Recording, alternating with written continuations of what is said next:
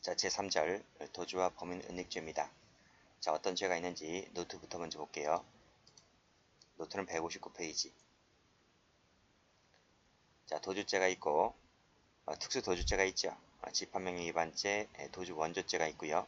은닉도피죄가 있습니다. 자, 여기 있는 죄들은 미수가 있어요. 미수가 있고 예비음모가 없는데 예비음모가 있는 죄들이 있습니다. 도주를 도와주는 죄 있죠. 원조죄. 이 원조죄는 예비음모가 있다. 자, 시험에 출제가 몇 번 되었습니다. 자, 두 번째는 이 은닉도피죄인데요. 이 은닉도피죄는 추상적 이원범이에요. 추상적 이원범이라서 미수가 없어요. 다른 죄들은 미수가 있어요. 근데 이 은닉도피죄는 미수가 없다. 그리고 친족간에 특례 조항이 적용된다. 이것을 꼭 좀 기억을 해두시기 바랍니다. 자, 그러면 교재 갑니다. 자, 교재를 가면 도표가 나오죠. 은닉도피죄는 추상적 이원범이면서 미수가 없다는 거예요. 미수가 없다는 거 정리해 두시고요. 자, 예비음모 관련해서는 원조죄만 있습니다. 원조죄만. 자, 그 다음 친족간의 특례는 은닉도피죄의 경우만 있다. 이렇게 봐두시면 될 것 같아요. 자, 그러면 도주죄입니다. 자, 도주죄는요, 법률에 의해서 체포 또는 구금된 자만이 주체가 되기 때문에 진정신분범이 되죠. 체포되거나 구금되지 않은 한 자는 도주를 한다 하더라도 도주죄가 될 수가 없는 거예요. 자, 성격을 보게 되면 즉시범이다. 정리해 두시고요. 뒤에 판례 나올 겁니다. 자, 주체 관련해서 법률에 의하여 그랬는데 이때 법률이라고 하는 것은 형식적인 적법성을 말한다는 거예요. 실질적 적법성까지 요하는 것이 아니다. 따라서 도주자가 훗날에 무죄 판결이 확정되었다 할지라도 도주죄는 여전히 성립을 한다는 거예요. 자, 다음. 자, 법률에 따라 체포 구금된 자가 주체가 될 수 있다 했는데 이때 체포 구금은 적법하게 밑줄 체포 구금된 자를 말합니다. 자, 그래서 예를 보면 자유형의 집행 중인 자, 사형 집행 대기자, 환영 처분, 즉 벌금을 부과를 받았는데 벌금을 못 내기 때문에 노역장 유치된 자, 이 자도 주체가 될 수 있고요. 법원의 감치명령으로 수감된 자 등등 전부 다 주체가 될 수 있습니다. 자, 그런데 밑에 기억번 체크. 적법이 아닌 불법 체포된 자는 주체가 될 수가 없고 국가기관이 아닌 일반 사인에 의해서 체포된 자도 주체가 될 수가 없고 리은이 쉽죠. 가석방, 집행유예, 보석 중, 형집행 정지, 구속집행 정지 중인 자는 교도소 규치소에 있는 자가 아니죠. 밖에 사회로 나간 자이기 때문에 도주할 일이 없죠. 이런 사람들은 주체가 되지 못한다. 관련 판례가 중요한 겁니다. 디귿 리을은 됐고요. 자, 밑에 판례가 중요하죠. 판례 번호를 보면 2023년도 12월 28일자에 나온 출제가 안 된 뜨끈뜨끈한 판례입니다. 앞으로 출제 가능성이 아주 높아요. 별표칩니다. 자, 올라가서 사실관계 한번 읽어보겠습니다. 갑은 서울 남부지법에서 준강제추행죄로 1년 6개월을 선고받고 바로 구속영장에 따라 법정 구속됐습니다. 법정 구속. 그럼 법관이 법정 구속 영장을 발부했다는 거죠. 그래서 이 영장 집행 누가 합니까? 검사가 하죠. 검사. 그래서 검사가 지휘하에 교도관이 이 피고인을 이제 대기실, 법정에 가면 대기실이 있습니다. 그 대기실에 인치를 한 상태다. 이 인치한 상태가 바로 뭐다? 신병을 확보했다. 이렇게 보시면 돼요. 자, 교도관들이 인적사항을 확인하던 중에 갑자기 이자가 튑니다. 튀어서 이제 빠져나가려고 하였다가 지금 검거된 상태인데 과연 도주죄가 될 수 있을까가 문제된 판례입니다. 자, 판결 내지 보죠. 자, 법원이 선고기일에 피고인에게 실형을 선고하면서 영장을 발부했다. 이 영장 집행 누가 한다고요? 검사가 한다고요. 검사가 법정에서 바로 영장 집행을 지휘했습니다. 자, 그래서 교도관이 이 사람을 이제 인계받고 이제 신병을 확보하게 되죠. 여기서 빨간색 색깔 표시 안 되어 있는데 피고인 대기실로 인치가 되었다. 여기를 동그라미를 칩니다. 이걸 한마디로 정리하면 이퀄 신병 확보가 됐다는 거예요. 우리가 신병 확보라고 하는 것은 꼭 유치장, 구치소, 교도소에 수감됐을 때가 반드시 신병 확보가 되는 게 아니라 이 상태에서도 신병 확보가 되는 겁니다. 그래서 여기를 색깔 칠할게요. 자, 색깔 칠했다면 이 자도 적법하게 체포 구금된 자에 속하기 때문에 도주죄의 주체가 될 수가 있다. 이렇게 봤어요. 도주에는 성공하지 못했기 때문에 미수가 된 겁니다. 자, 그런 내용이고, 자, 밑에 판례는 뭐 옛날부터 많이 나왔죠. 형법에도 많이 출제가 됐지만 형소법에서도 이제 출제가 된 판례이기도 합니다. 자, 사실관계 보죠. 경찰관은 새벽 6시경에 집으로 귀가하던 갑을 발견하고 다가가서 절도 혐의 내용을 완강히 부인하는 갑에게 통행 요구를 거부할 수 있다는 것을 고지해야 하는데 고지하지 않았다는 거예요. 이게 잘못된 거죠. 자, 그래서 경찰서로 끌고 왔습니다. 자, 그로부터 6시간이 경과한 이후에 이제 체포 절차를 밟았는데 이 역시 마찬가지로 이것도 위법이라는 거야. 위법. 자, 이 친구가 달아났습니다. 과연 도주죄가 될 수 있을까? 자, 판결 유지가 중요합니다. 덜배치는데, 자, 사실상의 강제 연행이라는 거죠. 그쵸? 이러한 불법 체포로부터 6시간이 경과한 이후에 이루어진 긴급 체포 역시 마찬가지로 위법이다. 이게 중요한 겁니다. 이걸 적법으로 바꾸면 틀립니다. 형소법에서는 적법으로 바꾼 적이 있었죠? 자, 위법이기 때문에 여전히 피고인은 불법 체포된 자이다. 따라서 이 자는 도주죄 주체가 될 수가 없다. 이렇게 보시면 됩니다. 자, 행위는 도주죠. 도주 기수시 관련해서 체포자, 간수자의 실력적 지배로부터 완전히 벗어났을 때 그때 기수가 된다. 이렇게 보고 있습니다. 자, 판례 보면요. 빨간색으로 즉시범 동그라미. 출제 몇 번 되었습니다. 이탈한 상태에 이르렀을 때 기수가 되고 종료가 된다. 기수식이 종료식이 일치하기 때문에 즉시범이다. 이런 말이죠. 자, 다음. 자, 집합명령 위반죄는 전항의 장소에서 구금된 자가 그랬어요. 그치? 체포된 자는 본죄의 주체가 되지 못합니다. 자, 천재, 사변, 기타 법령에 따라서 잠시 해금됐다, 풀려났다는 겁니다. 그랬을 때 정당한 이유 없이 집합명령 위반했을 때 본죄가 되는 거예요. 자, 총론 시간에 배우자 진정부작위범이라고 배울 겁니다. 그리고 미수범 처벌 조항이 현행법상 존재한다는 겁니다. 자세한 것은 총론 시간에 배우고요. 자, 상황이라고 하는 것은 법령에 따라서 잠시 풀려났을 때를 말합니다.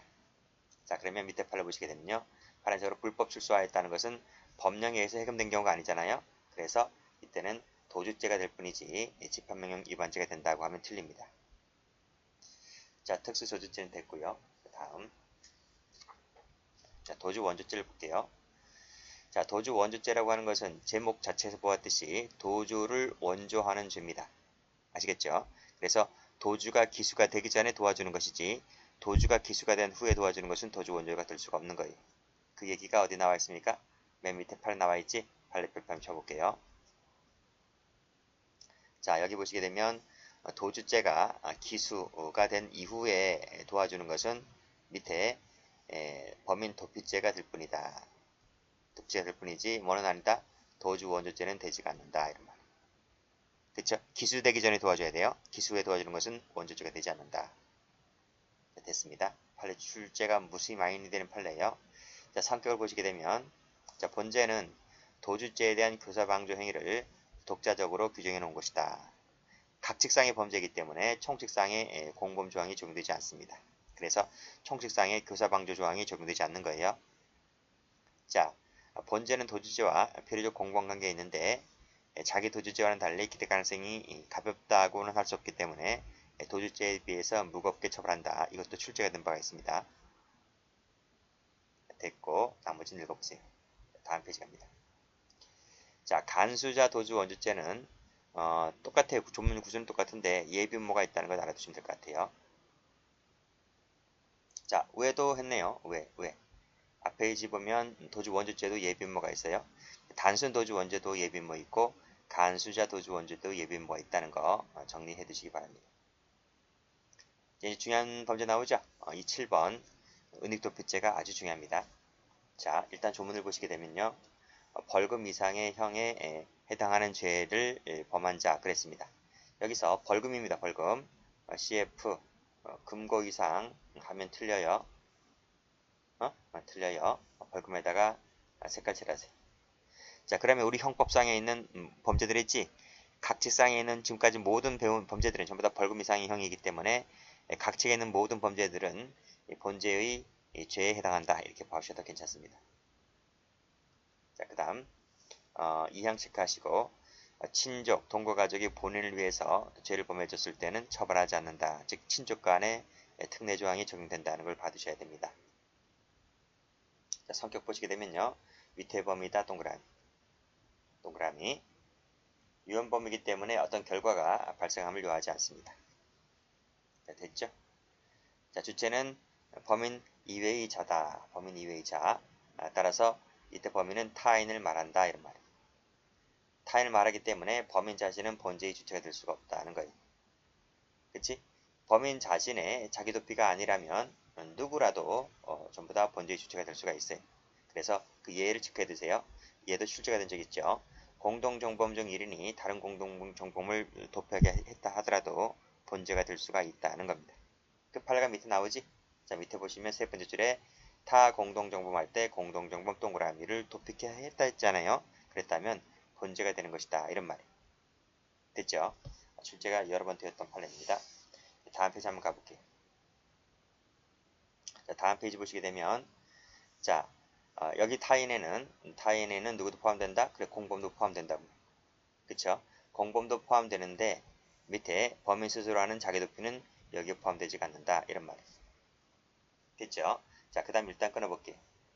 끊어보고 자, 공범 중 1인이 그 범행에 관한 수사 절차에서 조사를 받으면서 자기 범죄를 파란색으로 자기 범죄 세무치세를 구성하는 사실관계에 관하여 허위를 진술하였다 하더라도 이건 자기의 사건이기 때문에 이것은 본죄가 되지가 않는다. 이런 말이에요.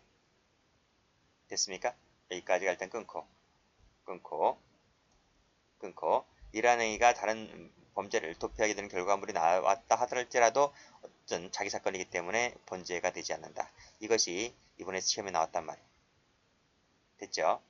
자, 가로 2번을 보시게 되면 갑과 을이 강제집행을 피하기 위하여 콜라텍을 허위로 양도하였다 했을 때 갑과 을 세무치시고 그쵸? 이건 뭐예요? 가로 1고 이퀄 자기 사건이다. 자, 근데 갑을병이 지금 공동정범 관계에 있다고 했었습니다. 그래서 이 갑과 을이 누구예요? 갑과 을이 앞에 있는 사람이죠.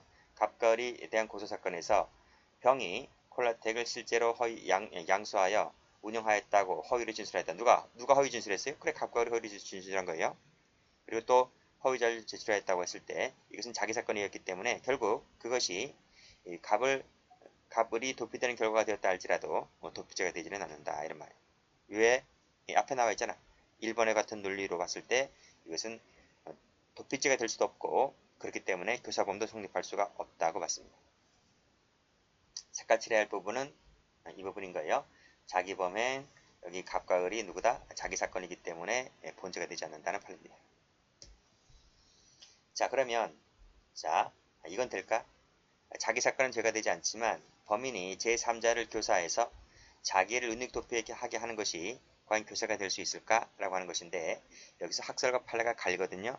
학설은 볼 필요 없어요. 판례는 이것을 긍정한다. 이런 말이에요. 자, 여기서 노트 펴볼게요. 노트 다시 원위치 한번 해보세요. 자, 원위치를 한번 해보시면 마지막에 조그만 글씨가 하나 나오는데 이거 한번 보겠습니다.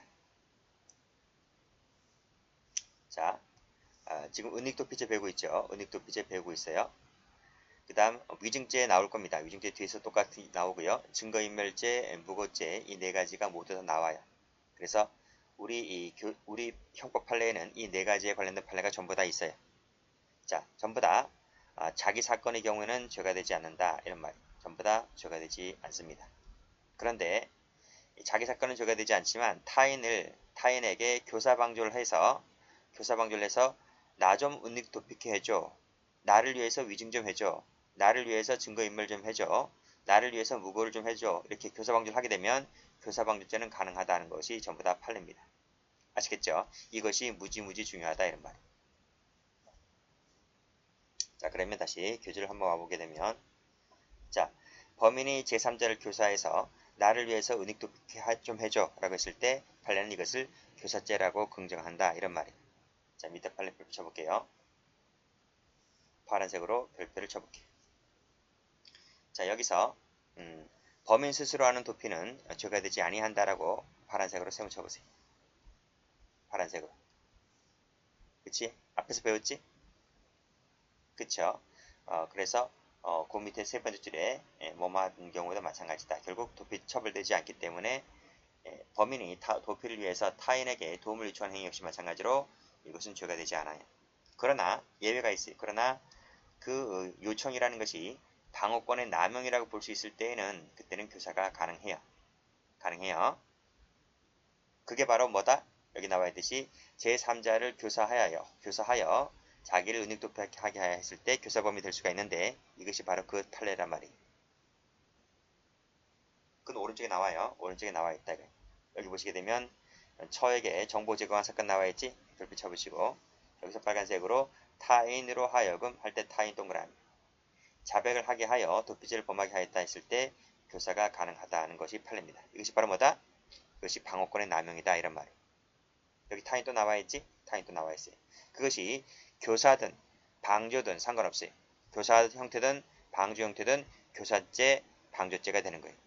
그리고 이 타인 속에는 친족이나 동거 가족이 여기에 포함된다 이런 말이에요. 됐죠? 물론 이제 친족 같은 경우에는 친족 간의 특례 조항이 있기 때문에 책임이 조각되어서 벌하지 않지만 그 범인 같은 경우에는 그 죄의 교사범이나 방조범이 가능하다는 판례입니다. 그쵸? 여기서 지금 이 방조가 나와 있잖아요. 방조. 이 방조를 색깔 한번 칠해보면 사실관계에서 심리적으로 안정을 할 수 있도록 하게 하였다. 여기서 심리적 안정에다 색깔 칠하시면 이게 바로 뭐예요? 여기 바로 방조다 이런 말. 어떤 형태로 방조 안정시켜 주었나요? 발생 경위, 도주 경위 등에 관해서 상세한 정보를 제공해 주니까 그 처가 심리적으로 안정을 찾았다라고 했을 때 이것이 바로 방조죄가 된다. 이렇게 보았습니다. 자, 그러나 파란색 펜들을 보시면 자, 2번 올라가 보세요. 목적지로 이동시켜달라 세모, 대법원 하나 구해달라 세모. 이것은 통상적 도피의 한 형태이지 이것만으로는 교사범이 될 수가 없다. 이렇게 봤어요. 교사죄라고 하는 것은 무에서 유를 만드는 것이 즉 범죄 결심이 없는 자로 하여금 범죄 결심을 있게 하는 것이 교사죄이 될 수가 있는 거잖아요. 근데 야 어디까지 목적 좀 데려다 줄래? 대법원 하나 구해줄래? 라고 하는 것은 약하다는 거예요. 교사를 보기에는 약하다. 이것은 통상적 도피 한 형태에 불과할 뿐이다. 이렇게 보았습니다.